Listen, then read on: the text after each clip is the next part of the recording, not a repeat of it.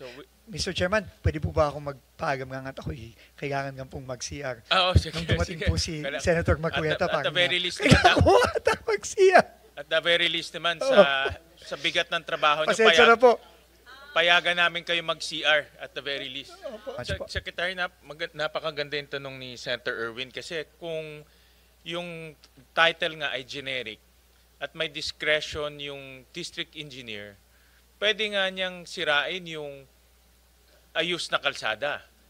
Dahil pareho lang yung title kasi generic eh. Hindi mo naman ma-pinpoint kung nasaan yun. Kung kahabaan yun is 10 kilometers, saan doon ang gagawin. No?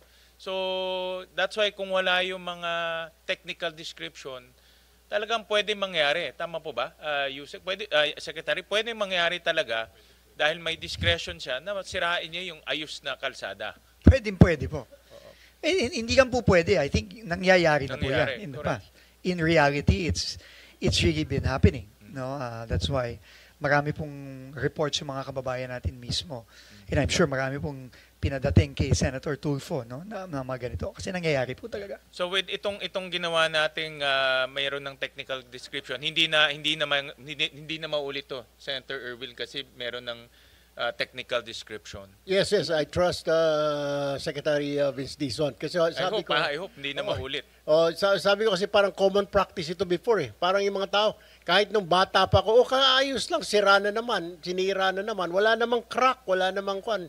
So, hopefully, Mr. Chair, with Secretary Vince Dizon at the helm, sana po matuldukan na ito, Mr. Chairman, Secretary. Opo, Mr. Chairman, you're absolutely right po. And I think yung pong mga reforma na nanggaling na rin sa discussions po natin sa komite, yung pre-audit, na nag-agree naman po ang COA na pwede tayong mag-pre-audit. Ikagawa yung pong, ito pong station limits na very transparent po sa line item ng budget na klaro na ito ay ginagawa itong stasyon na to hanggang dito sa stasyon na to. At ikatlo po yung magiging guidelines natin on reblocking na pwede kang mag-reblocking kapag na-fulfill itong criteria na ito. Tingin ko po yung tatlong reforma po yun, tingin ko halos imposible na po siguro nilang madaya pa ito na sa mga susunod na mga taon, na susunod na buwan, susunod na taon. Thank you. Before we continue, let me formally recognize the presence of Senator Marcoleta and Senator Lauren Legarda. Opo. So, Mr. Chairman, pwede po ba akong magpaagam nga at ako'y kailangan nga pong mag-CR? Sige. Nung dumating po si Senator Marcoleta, at the very least kailangan ko ata mag-CR. At the very least naman, sa bigat ng trabaho niyo, pasensya na po. Payagan namin kayo mag-CR at the very least. Opo. Sige. To take advantage of the time habang nasa Call of Nature si Sec. Salamat po, ma'am. Yes, good morning. Thank you for acknowledging me. Baka papayag sila para hindi waste of time yung expert sa allocable at non-allocable si Director Bote.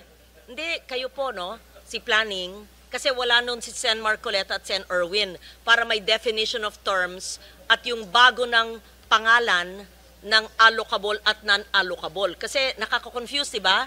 Di ba naging congressman tayo, Sen. Erwin, naging congressman si Senator Marcoleta. Wala talaga akong alam na allocable at non-allocable.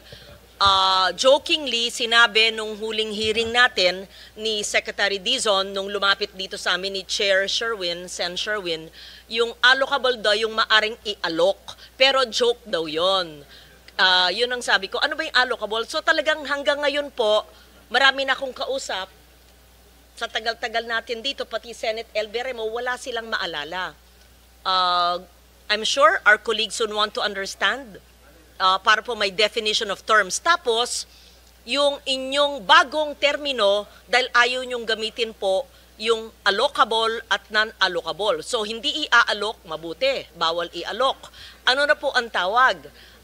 Siguro, district projects and non-district, kung ano po. Sige, si Director Bote and Yusek. Kung sino po yung eksperto. Thank you. I don't interject, Madam Chair. Thank you po. Mr. Chair. Yes, go ahead, Senator. In relation to the question of Senator Legarda, hindi po joke yun.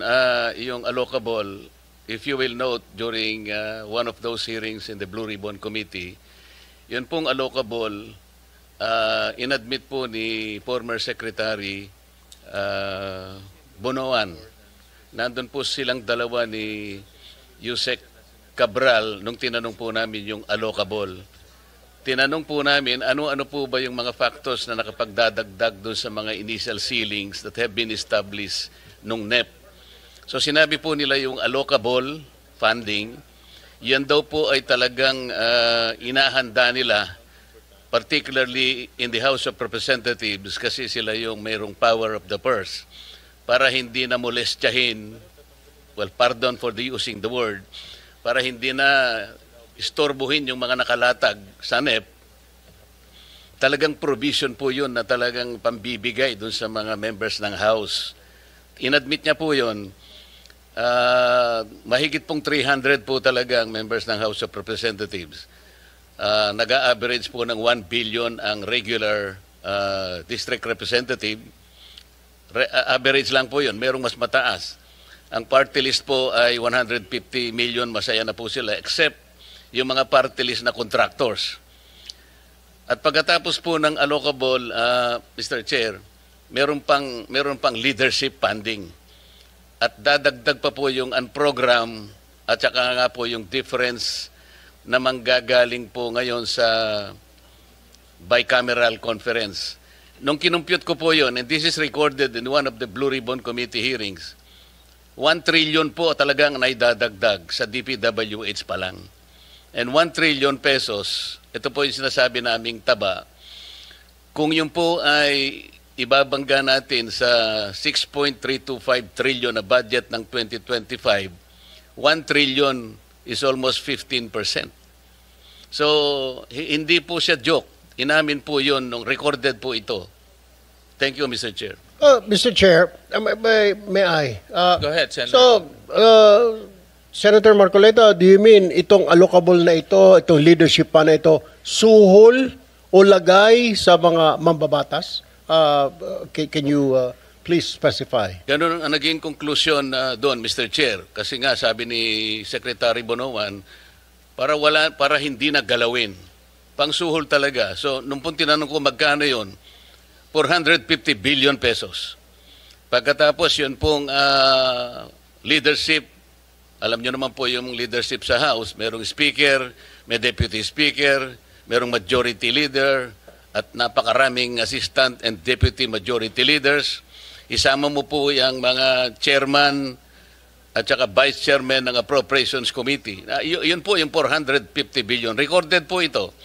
At pagkatapos yung leadership, 100 billion yan. Nakarecord po yan.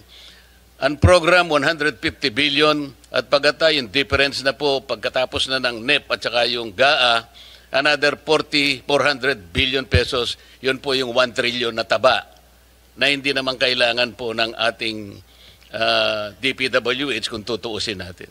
Salamat po, Mr. Chair.